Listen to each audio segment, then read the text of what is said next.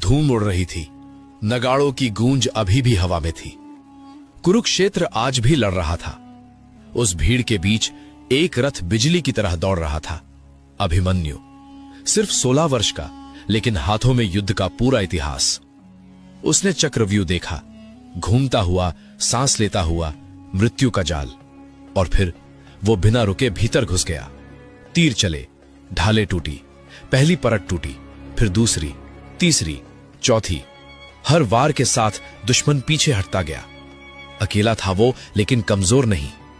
उसके तीरों ने महारथियों को झुका दिया। उसकी तलवार ने घमंड को चीर दिया।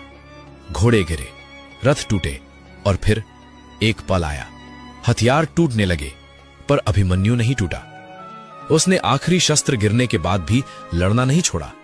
निहत्था पर निडर। मुट्ठियां चली, पैर उठे, और हर प्रहार के साथ दुश्मन कांप उठा, क्योंकि वो समझ चुका था ये युद्ध जीतने का नहीं, धर्म निभाने का है। फिर नियम टूटे, पीठ पर वार हुआ, एक नहीं कई।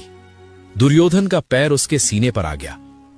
धूल में पड़ा अभिमन्यु आसमान की तरफ देख रहा था। सांस भारी थी, पर आंखें शांत। और दूर एक रथ पर खड़ा था कृष्ण, भगवान, लेकिन आज विवश।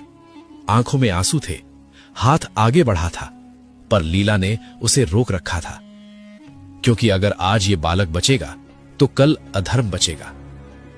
अभिमन्यु की सांस धीरे धीरे थम रही थी, लेकिन उसी क्षण इतिहास लिख रहा था। एक बालक अमर हो रहा था, क्योंकि जो डर से जिए वो मर जाते हैं, और जो धर्म के लिए लड़े वो युगों तक जीवित रहते हैं। कुरुक्षेत्र आज भी जानता है, उस शाम भगवान रो रहे थे, और एक योद्धा इतिहास बन गया।